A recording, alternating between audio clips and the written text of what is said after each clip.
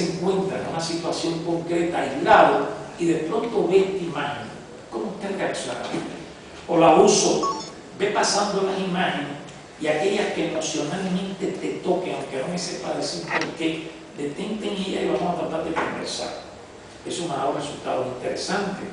Porque además el uso de instrumentos, como no está orientado a un resultado, no me quiero meter en el tema de mañana, porque es muy difícil a veces hacer estos recortes, un instrumento va a jugar a otro. Usted hace un completamiento de frase, que es una técnica que a mí me encanta, y después yo se la doy a usted, le digo que la lea y que me comente lo que le resultó significativo hoy, cuando usted escribió eso hace una semana. Y de ahí salen conversaciones que en sí mismas son un buen instrumento. O sea, el investigador tiene que tener mucho juego de cintura para ir alimentando permanentemente la secuencia del tipo de recursos que estamos usando para producir una información que nos coadyuve una construcción sobre el problema que nos interesa. A mí me gusta decirle a mis alumnos que investigar es una aventura, no es un proceso formal. Cuando yo creo que hoy hay mucho como el resultado del imaginario dominante que había en la investigación, hay jóvenes que todos están haciendo su doctorado y piensan hacer el doctorado es aplicar un cuestionario y hacer una entrevista y van grabando todo eso. Entonces al final, que es otra cosa que mañana me voy a detener, hace una fase de aplicación de instrumentos que no tiene nada que ver con hipótesis, con ideas, como si eso fuera una materia prima ya legitimada por su origen y que una vez que la tienes toda en el almacén, vienen y entonces trata de hacer una producción de información. Yo creo que el aspecto intelectual de producción de nuestras ideas es concomitante con la información que va apareciendo en cada instrumento que usamos. Sea un instrumento de carácter conversacional, sea un instrumento escrito, sea un instrumento grupal. Cuando estamos dentro, nosotros tenemos que ir conjeturando y los indicadores que van emergiendo, el primer momento de emergencia de indicadores significativos en un proceso constructivo es cuando estamos trabajando el instrumento. Y esto es importante por algo que yo les decía ayer, cuando partimos de hacer investigación de modelos, disculpen, se lo decía hoy en la primera parte, con una temporalidad ahí en la cabeza. Hoy en la primera parte, cuando nosotros estamos trabajando con modelos, el origen del instrumento no tiene ningún valor para significar o calificar a la información que estamos recibiendo.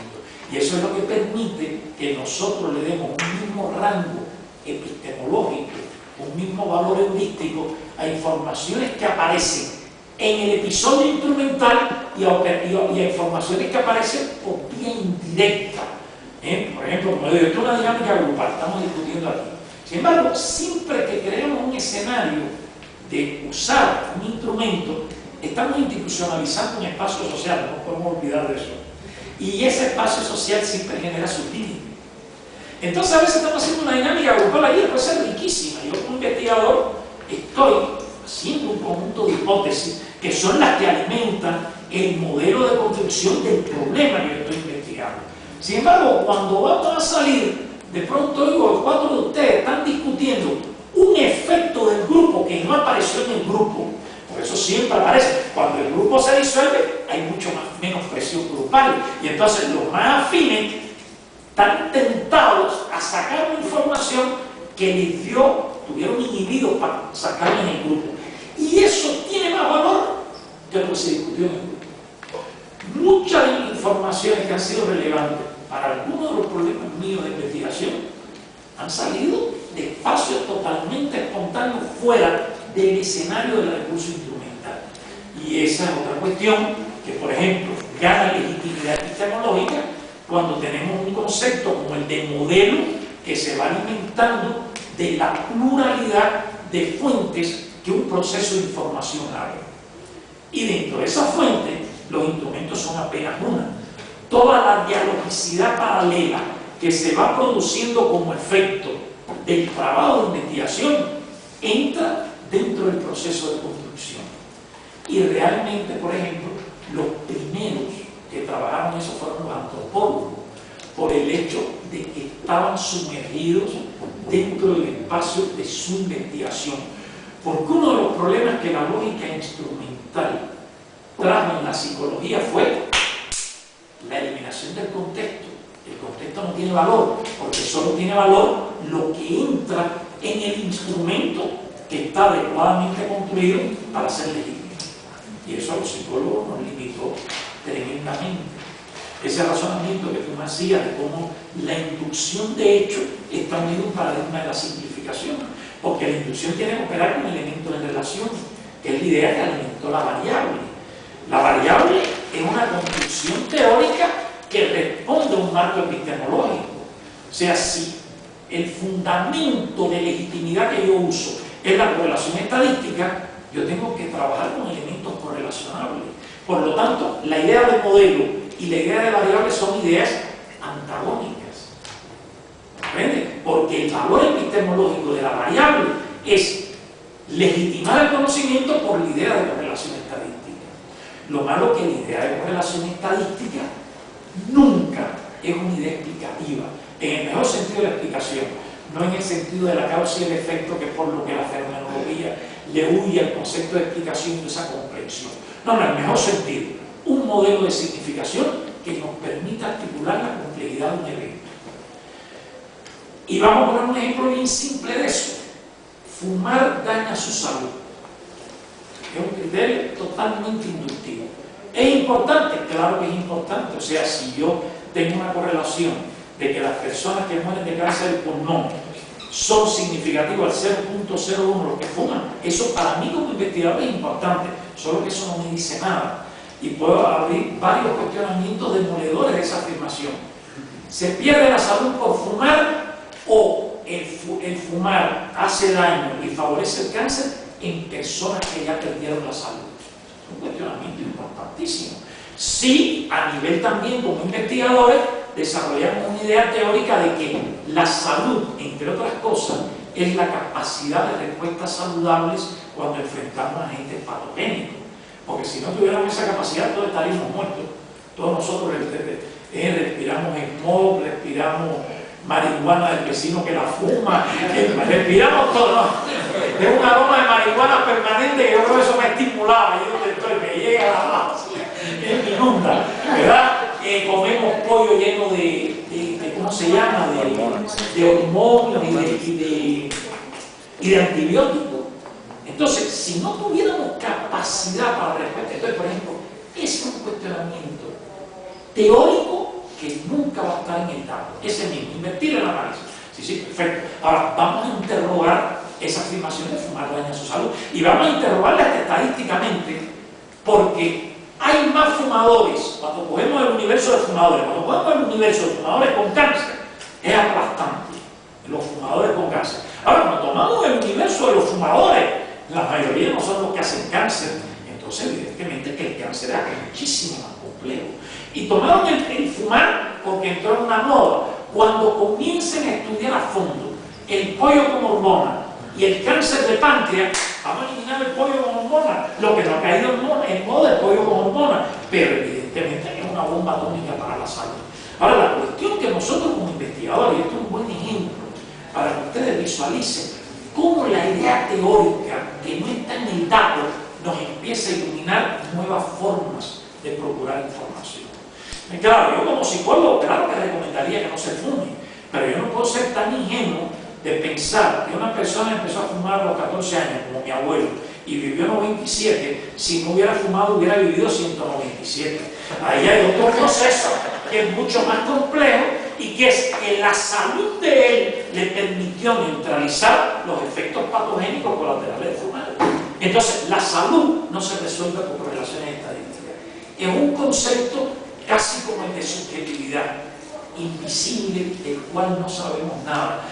Yo creo que no es, igual que no se ha estudiado el tema de la subjetividad en la psicología, no se ha estudiado el tema de la salud en las ciencias del hombre. Nosotros hablamos de la salud, prevención y promoción de salud. Eso tiene un pequeño detalle, no sabemos lo que es salud. Y no hemos podido estudiar la salud porque el tipo de recurso epistemológico metodológico que ha dominado el campo de la biomedicina ha sido totalmente positivista de las variables. Y si seguimos hablando por ahí, esto es un campo a mí igual que el de la física cuántica, me ha interesado mucho por las contradicciones que comporta. Ustedes saben que todos nosotros estamos en la locura frenética de bajar el colesterol. Y existen, como hoy, la ciencia ha avanzado muchísimo en los elementos que tienen una presencia correlacional con el infarto de miocardio. Sin embargo, todos esos avances no han permitido explicar que el 42 o el 43 mundialmente de las personas infartadas no tienen ningún indicador de riesgo. Evidentemente que hay un sistema funcionando, ¿verdad?, que tiene características que nosotros no entendemos. Y la idea del modelo teórico va buscando visibilidad, inteligibilidad del funcionamiento del sistema, no de los elementos que se relacionan para producir efectos. Y los sistemas son sistemas muy complejos. Por ejemplo, yo digo, bueno, la persona esa que tiene el colesterol tan mal, tan alto, ¿será que la naturaleza es tan burra que su organismo no produce antídotos sobre eso? Y cuando tomamos simvastatina, ¿no será que estamos bloqueando el... Claro, yo lo tengo más riesgo. Y yo también tomo la simvastatina porque participo del miedo social de los colesteroles altos. Pero la tuve que dejar y buscar alternativas. Y ya lo tengo casi como cuando tomaba simvastatina, con alimentación, ejercicio, otra forma de relacionarme con las emociones, en fin. Esta es una línea mía de trabajo, no se piensen que es casual, porque yo, una de mis líneas de investigación es el infarto y la hipertensión. Y tengo cosas interesantísimas en eso. Y es imposible estandarizar el papel de la sustancia sobre el funcionamiento psicológico. Me acuerdo, nada más lo voy a poner un último caso para relajar de los temas extremadamente teóricos. Yo tenía uno de los sujetos, igual que tengo un grupo ahora en Brasil, yo tuve un grupo muy grande en Cuba de infartados hipertensos. Me acuerdo de un sujeto muy simpático, cubano típico, que llega a la consulta uno de los días y me dice, como me acordé ayer de usted, doctor, así no me diga por qué. Oiga, porque mire que usted me insiste en tomar una copa de vino, ¿verdad? Nunca más. Oiga, pero ayer me encontré con una hembra, como los cubanos. ¡Mi madre! Nos tomamos una botella y media de vino, hicimos lo del día noche, de la noche día, y cuando me recuperé, lo primero que dije, madre, hoy yo me muero. Y fui a tomarme la presión. Y me dice, oígame, doctor, ¿y usted sabe qué me pasó? Tenía 120,80. Entonces, la sustancia en un contexto de producción de sentido, le dije, y si no tú hubieras tomado la botella y no hubieras hecho de la noche al día, a lo mejor tuvieras 200%. Porque hoy hay unas investigaciones, señores, que son verdaderamente seductoras, sobre todo esta lógica séptica norteamericana de eliminar. Ustedes saben que se han hecho unas investigaciones, todavía están los primeros reportes, que ponen una torta de chocolate a los diabéticos. Uno se la come y el otro la mira. Las alteraciones son las mismas en ellos, para que ustedes vean el impacto de los procesos subjetivos en las regulaciones biosomáticas. Entonces, lo que les quiero decir con todo esto es nuevamente la idea de modelo.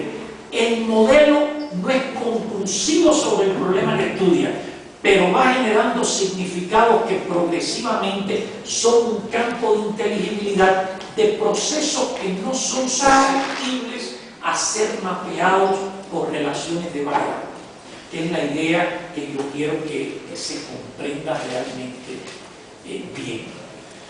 Bueno, preguntas.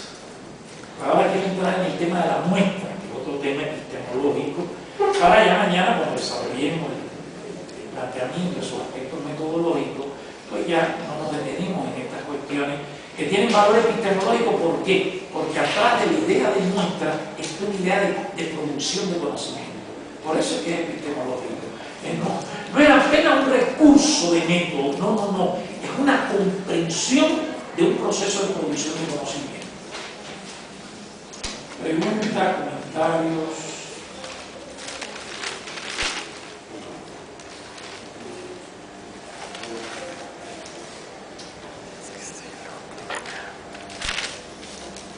¿Puedo entrar en el tema? Eduardo. Cualquiera. Uno primero y otro después. ¿Cómo entiendes la interrogante, una interrogante de investigación de sin límites?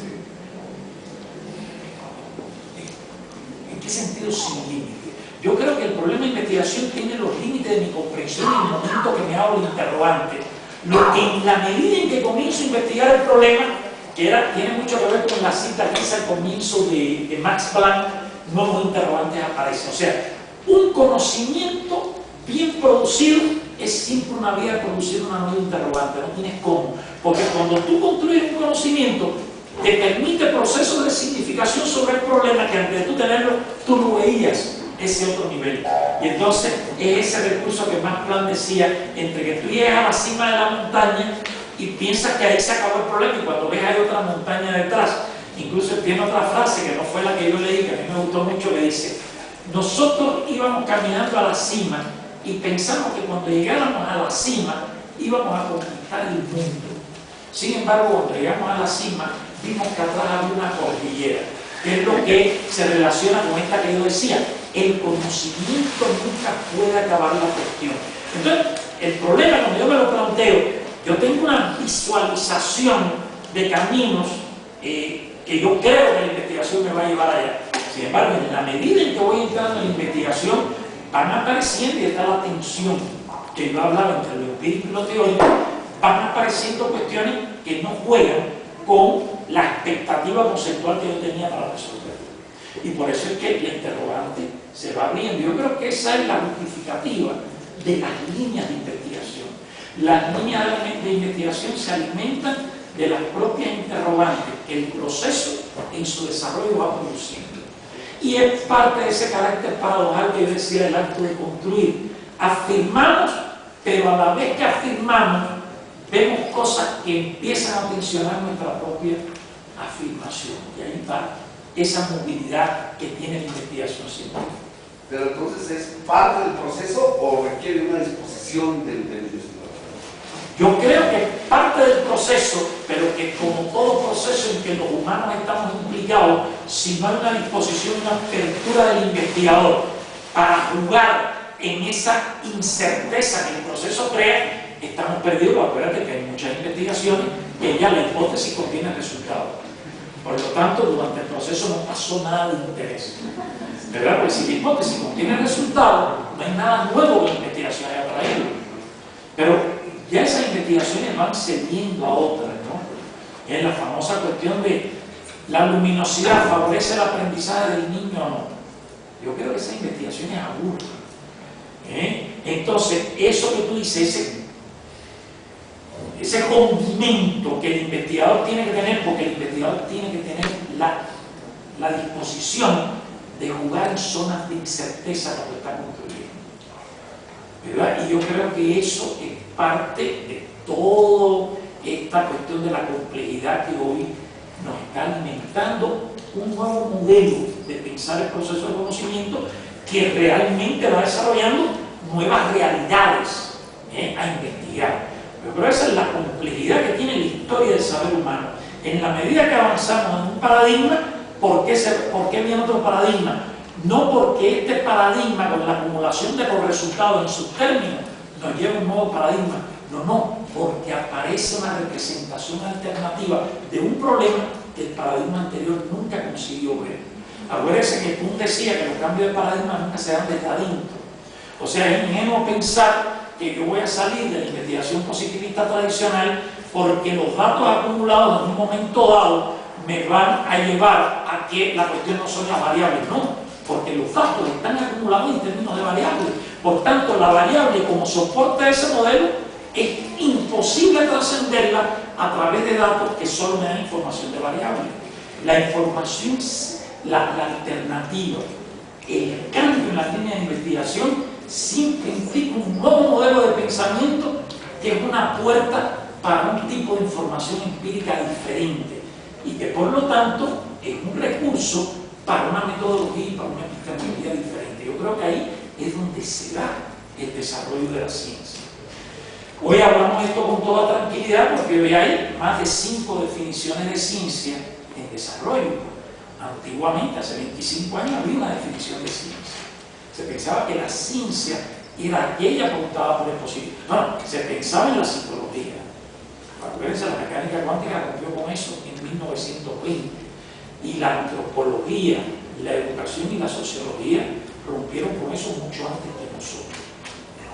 Yo no sé qué problema tenemos los psicólogos, que somos tan impermeables a lo que ocurre en el mundo. Nosotros seguimos reafirmando algunas verdades en espacios estrechos como si fuesen vitalicias, y el mundo va. Pero ahora ya definitivamente el mundo nos atravesó a partir de los años 70. ¿Verdad? Me aparecieron muchas nuevas versiones de nueva psicología, que podemos estar a favor o en contra, pero que son formas nuevas de significar aspectos que tienen que ver con la representación de lo que es el psiquismo y de lo que es la dimensión psíquica de los distintos procesos humanos. Me estaba acordando de este concepto viejo de serendipio, serendipity, que indica también un sujeto capaz de ver que está pasando algo diferente.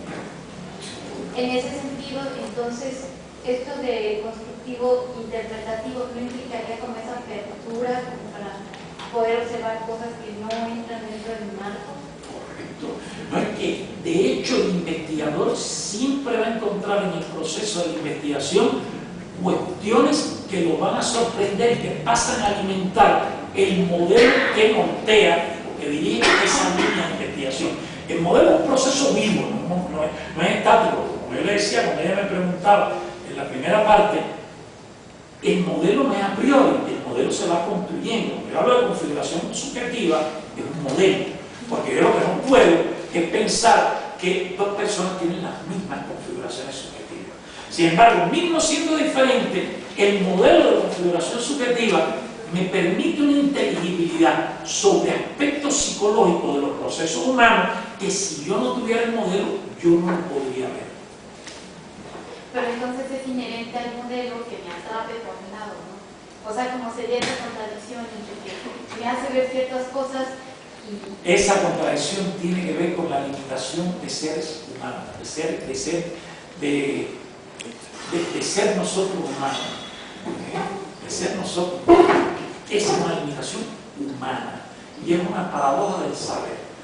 Todo modelo, mismo que sea sumamente productivo, es un límite para aquellos aspectos que no pueden ser significados dentro de la dinámica del modelo. Y esa es una de las cosas que explica la concurrencia de teorías diferentes. Por eso no puede haber una única teoría sobre la que se hegemoniza toda la producción de saber. Nosotros escogemos según nuestras preferencias, que tienen que ver también con nuestras historias y con nuestros problemas. O sea, y por eso es que las discusiones teóricas se vuelven tan fuertes, porque pasan a ser elementos de nuestra identidad. Tremendo. Eduardo. Hace rato le comentábamos lo de inductivo, descriptivo que nos lleva hacia la simplicidad y lo de constructivo interpretativo que nos llevaría a la finalidad. Estaba pensando en la desregulación, que nuevamente a través de la corriente de consenso del observado nos vuelve a llevar a este tipo de determinismo de simplicidad. Entonces, nuevamente el instrumento es una medida de estas cosas. Sin duda, exactamente. Y donde aparentemente se había tomado en cuenta el sujeto, nuevamente el sujeto queda racionalizado sin ir en el mismo cambio. Y queda neutralizado su capacidad generadora. Que esa capacidad generadora se va a hacer evidente en cómo en ese modelo de pensamiento que ese investigador va organizando en el proceso de investigación toman de forma congruente o contradictoria, pero dentro del modelo que va avanzando, significado, situaciones de la información empírica que fuera del modelo no tendrían un significado. Sin embargo, el modelo es una responsabilidad del investigador. Si ustedes analizan, las grandes escuelas de pensamiento psicológico se formaron así, de hecho fueron modelos. O sea, precisamente, y aquí yo tengo una cita que quería leer, pero después se me perdió, de Merleau-Ponty, que dice: Galileo no descubre nada, inventa un modelo de significar un problema que era compartido por muchos, pero que el de él tuvo un valor heurístico superior para los significados asociados con el problema. Esta idea del modelo es una idea que evidentemente son dos tipos de ciencia. Y yo creo que cuando la física entra en la producción de modelos es cuando rompe la física de los elementos. Y yo no sé si ustedes recuerdan, hubo un tiempo, yo soy más viejo, por eso yo no sé si recuerdan, pues me acuerdo que estos son lecturas de cuando yo estudiaba en Moscú. Hubo un tiempo que la física tuvo tremendo debate filosófico porque usted para construir la trayectoria de las micropartículas, usted tiene que intervenir en su movimiento. Y entonces empezó una discusión de los modelos que se están generando, ¿es un efecto colateral de nuestra acción o son realmente como se mueven las micropartículas? Y eso es un camino sin sentido. O sea, oye, nuestra acción siempre es parte del conocimiento, pero si la inteligibilidad que producimos nos permite nuevas prácticas y nuevos significados que se van extendiendo en un cuerpo conceptual, son legítimas. Y así fue como se cerró aquel debate filosófico. Y en otra instancia, yo creo que nosotros nunca tenemos cómo estudiar al otro sin intervenir en él. Porque como investigador, acuérdense, eso no soy yo quien lo digo, fue un investigador de una historia, uno de los buenos investigadores de la investigación hipotético-deductiva, Donald Campbell, que fue el primero que desde el otro paradigma se cuestionó la neutralidad. Dice, y él le llamó, él hizo un concepto que ahora yo no recuerdo, que era como impulsividad o impresionabilidad. Él dice, dos seres humanos, solo de verse, ya hay mediante una producción subjetiva. Le caí mal por el tipo de camisa, porque le recordó un abuelo autoritario, le caí bien por el padre, que es un padre que es comprensivo. Siempre hay un proceso. Por eso es que nosotros ayer colocábamos algo que vamos a extender mañana, el menos. Nosotros tenemos que crear el escenario social de la investigación para producir una dialogicidad que alivie los efectos que bloquean la posibilidad del otro de expresarse con nosotros. Y luego se va aliviando cuando comenzamos a conversar. Hoy aquí han hablado personas muy jóvenes, ¿verdad? Que ayer casi ninguno de los más jóvenes habló. Entonces, hoy se sienten un poco mejor, tienen un poco más de confianza, les resulta un poco más familiar el espacio. Esto, que es un fenómeno de los tejidos sociales, gana un valor epistemológico cuando estamos hablando de investigación. Porque si no tenemos un espacio social facilitador, generador, el sujeto aislado se disminuye mucho su capacidad de producir el tipo de información que necesitamos por el tipo de metodología que trabajamos, que no es la simple respuesta al artefacto. Hay una construcción de un paradigma, ¿no? Y sobre ese paradigma hay otra construcción, digamos, de otro paradigma sobre el mismo objeto de estudio. Hay un límite, bueno, antes se decía, por ejemplo, estudiando una teoría, la manera de comprobar esa teoría era la realidad concreta, o también la realidad concreta es un constructo de uno mismo.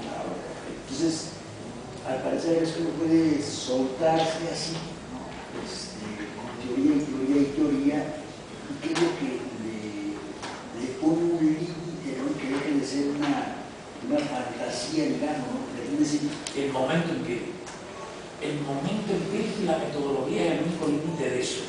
Yo creo que nosotros no tenemos por qué limitarnos a priori. Ahora, cuando usted hace investigación, esa fantasía que yo creo que es fundamental para la creación teórica, usted, ¿dónde se va a limitar? Cuando usted dice, en esta configuración se ve que el elemento disparador no es el que el sujeto se representa, sino que por esto y esto y esto yo veo que este elemento tiene una tremenda significación en ella.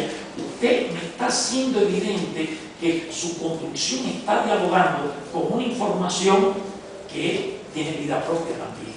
Y yo creo que ese es el único recurso que tenemos para limitar nuestra fantasía, que estamos trabajando con sistemas de información que vienen de las fuentes que convergen en el proceso investigativo. Sin embargo, no debemos normatizar a priori, no fantasear, porque yo creo que la fantasía es parte de la teoría, la imaginación. Fíjense que hay dos elementos que nosotros en la psicología hemos excluido durante mucho tiempo. Fíjense que en aprendizaje de niños no se habla de fantasía ni de imaginación. Y Vygotsky hablaba en psicología, en el arte, que fue el primer tema que tocó, precisamente cómo la fantasía y la imaginación son inseparables del pensamiento. Porque cuando Piaget habló del pensamiento concreto en el niño, que yo estoy de acuerdo en el plano lógico operacional, en los límites que Piaget coloca en lo concreto, pero Piaget tuvo un gran error, que a partir de ahí un poco se extiende la representación como si el niño fuera un pequeño imbécil. Y el niño no tiene abstracción en el plano de los conceptos, pero tiene abstracción en el plano de la fantasía y tiene abstracción en el plano de la imaginación, y a través de la fantasía y la imaginación hace construcciones que son tremendas. ¿Cómo a veces la exclusión y también el positivismo excluyó la fantasía y la imaginación de la ciencia? Porque desubjetivó al investigador. Este investigador realmente el instrumento lo dejó fuera de todo. Y las ideas nosotros no tenemos cómo controlarlas. La única forma es cuando vemos que la idea que le queremos aplicar a una interpretación hay elementos que no entran. Y es el juego que existe, por ejemplo, en el campo de la investigación entre el doctorante y el tutor. Él está empuñadísimo con su construcción. Sin embargo, cuando él trae los sistemas de información, el tutor, que no está en el epicentro de su construcción intelectual, le dice: pero ¿y tú consideraste esto? Y ahí mismo tambalea todo el edificio. Y yo creo que ese es el juego de la ciencia, esa tensión y esa contradicción que permanentemente nuestras representaciones, nuestros modelos teóricos van enfrentando en la pluralidad de informaciones que vienen de los espíritus. Creo que es lo único que tenemos para mirar. En este conjunto de ideas acerca de lo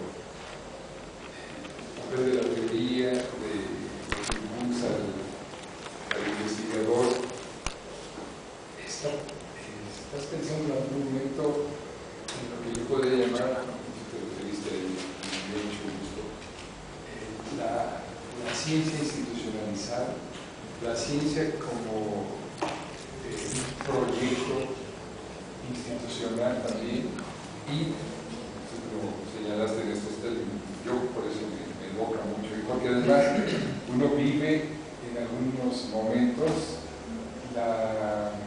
la tensión ideológica, choque con otras perspectivas hegemónicas en algunas instituciones, en algunos doctorados, en algunas maestrías, donde uno quisiera investigar tal cosa, pero dice: no, es que eso qué relevancia tiene, eso no es relevante, eso no es importante, eso para qué. Y tu imaginación como científico está a 1000 por hora y no está en la dinámica institucional, no responde a las demandas institucionales.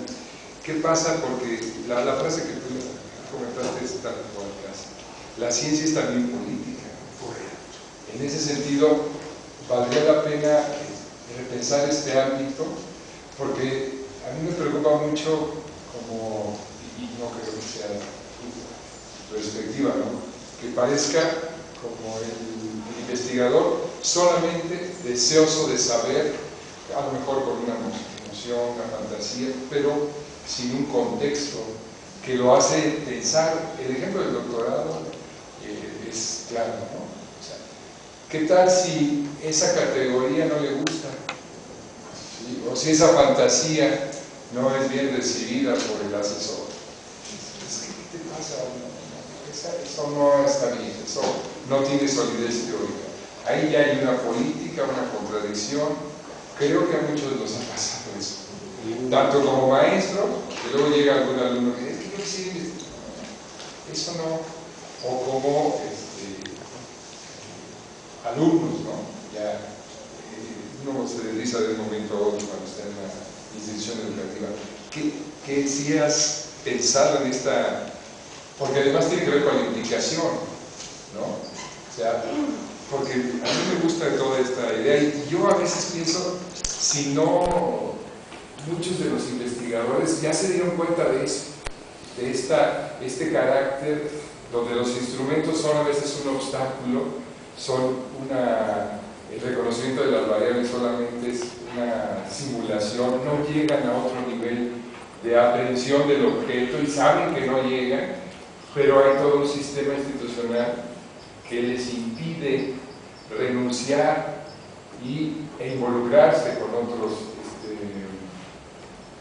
saberes, ¿no? Y ya no digamos la propia ansiedad del investigador cuando ya tiene un recorrido y no quiere renunciar a sus esquemas, ¿no? Pero creo que se juntan estos elementos, se amalgaman de una manera compleja, ¿no? Yo creo que eso que toca.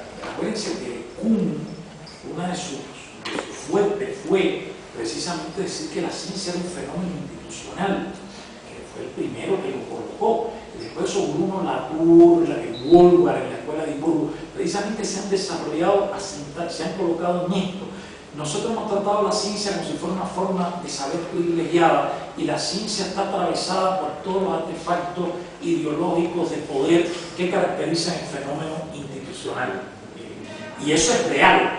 Además, yo te diría una cosa, yo creo que el talento despunta cuando entra en contradicción con lo establecido. O sea, un joven que trae una idea y se la quitamos a priori, estamos eliminando, estamos castrando, no sé, ese joven muy fuerte, su posibilidad de creación.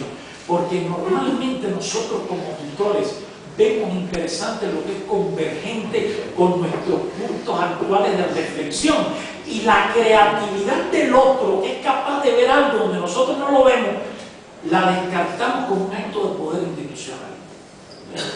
Yo creo, acuérdate una cosa, que no fue a casualidad que en Francia se desarrolló el college, precisamente para preservar la creatividad, porque las universidades eran centros de poder donde los grupos institucionalizados no le permitían sacar la espada que pensara diferente. Yo tuve un alumno de doctorado que hizo 6 meses de estancia en París con Morán y le preguntó: ¿cómo es posible que usted, que es una persona con tan reconocido prestigio en el mundo y todo, nunca haya sido profesor de la universidad?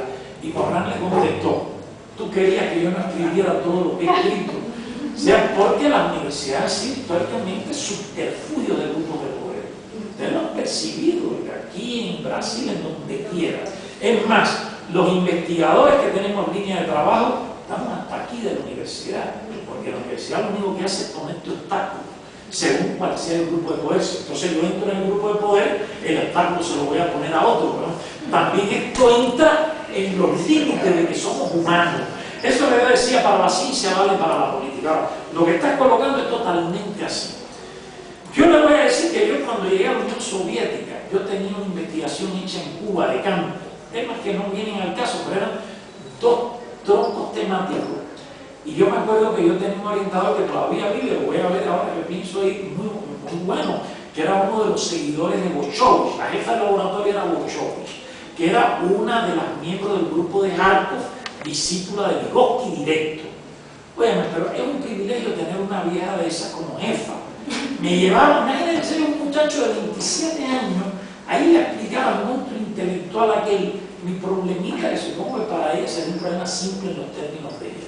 Pero el problema grave era que yo estaba intentando relacionar 2 cuestiones, y una se trabajaba en un laboratorio y la otra en monstruo. Mi tutor también era un tipo fantástico. Y mi tutor me dijo: oye, el problema es que esto no lo trabajamos aquí, la autovaloración, era el laboratorio de Minchinka. Y yo insistía, porque yo tengo gastos y algunas relaciones muy interesantes, y me lleva a la vieja. Entonces yo voy en aquel ruso mío precario y le hablo a la vieja con mi vehemencia, porque estaba enamorado de lo que yo hacía. La vieja me miró así y dice: un joven que defiende con tanta fuerza su idea, lo menos que podemos permitir es que la desarrolle. Y ese fue mi tema de doctorado. Ahora, señora, como eso usted se encuentra una en el mundo de la ciencia. Yo hice un aprendizaje con ella, por eso ustedes no sé si han captado cuando voy hablando, es un tipo que viene de un bagaje de Winnicott. A mí me interesa, porque yo no creo que lo que es interesante para mí sea cara, porque a mí me interesa gente que no piensa como yo y que le puede traer y que yo puedo aprender de ese contexto. Una de las cosas que a mí me ha desarrollado en Brasil es la heterogeneidad. Tengo grupos como este de doctorado, nunca tan grande, pero de 28, de 25, y de pronto aparece un eléctrico, que me acuerdo, que me dice: profesor, ¿usted ha leído lo que Wittgenstein pensaba de Freud? Ah, no. Mire para que se lo lea. Entonces el freudiano me traía lo que Freud pensaba de, y el otro jungiano me decía: hay cosas que usted dice que se parecen a algunas categorías de Jung, y yo no tenía una lectura de Jung. Eso me permitió una abarcabilidad de lectura más grande, que no fue la historia de mi formación. El núcleo mío sigue siendo la historia de mi formación, pero la capacidad de dialogar desde un espacio como nosotros, yo creo que eso en psicología es fundamental. Porque un problema grave que nosotros tenemos es que la persona se define en la escuela y es como si las otras escuelas no existieran. Y las otras escuelas siempre nos están provocando en lo que nosotros estamos promoviendo desde nuestra posición. Y eso yo creo que es fundamental.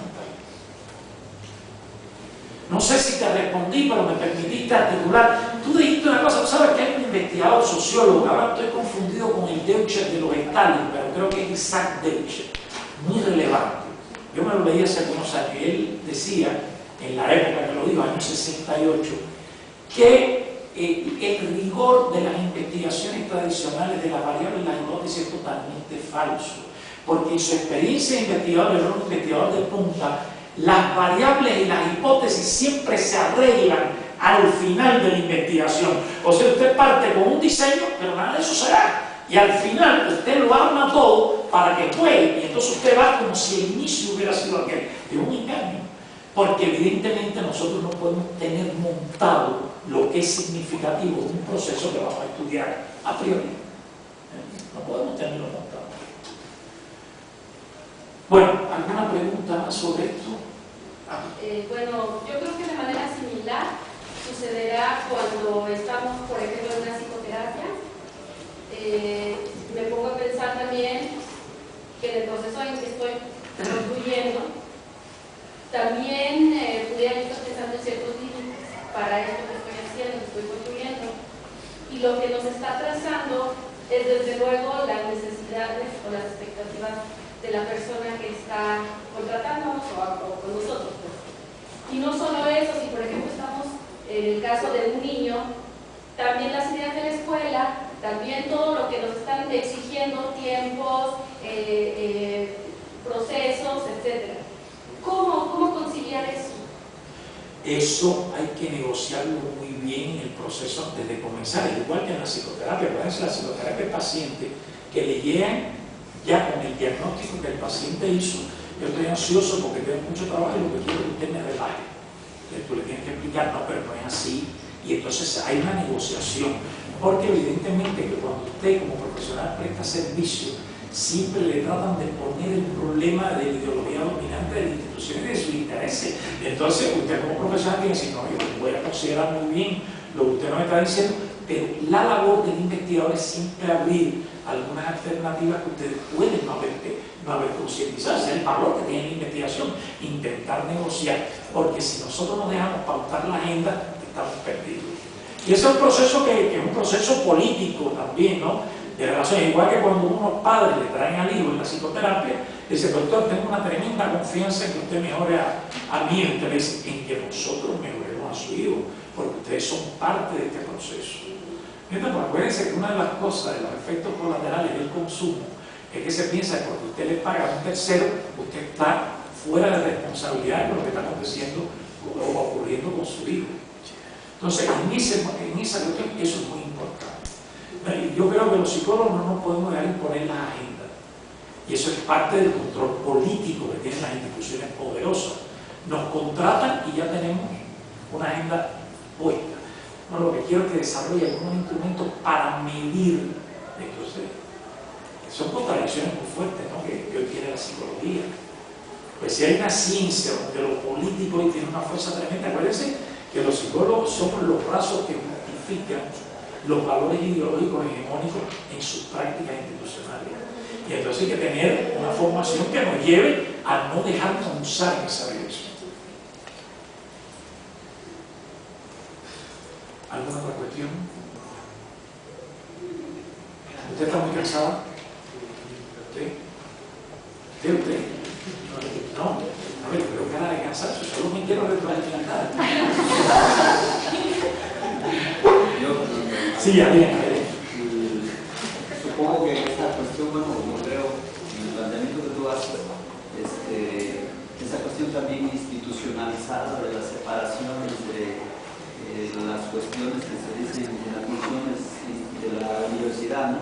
La docencia, la investigación, en nuestro caso la psicoterapia también, así como las cuestiones también institucionalmente separadas de la teoría y la práctica, han llevado a la necesidad, desde los planteamientos tradicionales, a decir que se necesita vincular, ¿no?, la teoría y la práctica, que de antemano están separadas, ¿no?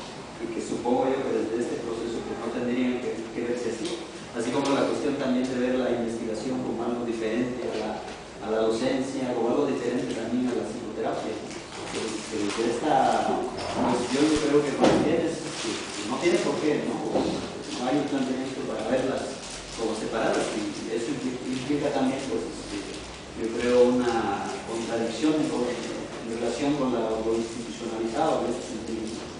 Yo creo también, Adrián, tú tocas algo, fíjate, si a nosotros nos marca el imaginario ese hegemónico de práctica profesional en una cosa, investigación en otra, que pocos de nosotros investigamos nuestro núcleo de interés en los alumnos donde damos clases en la universidad. Eso yo lo descubrí, yo llevo 30 años dando clases y nunca se me ha ocurrido investigar mi espacio en la sala de aula. Lo vengo investigando hace 5 años, tengo dos publicaciones en esa dirección, cómo aprende el alumno de psicología. Porque cáiganse para atrás cuando hay un alumno mío de maestrado que hizo un protocolo de un problema y le preguntó al alumno cómo él iría a enfrentar ese problema. Señores, la lógica instrumental estrecha que hegemoniza todavía el pensamiento de los psicólogos es impresionante, pero impresionante. ¿Me das cuenta? Entonces, eso que tú dices, la psicoterapia estaba excluida del campo. En esta colocación, todos los espacios de nuestra actividad son espacios de investigación.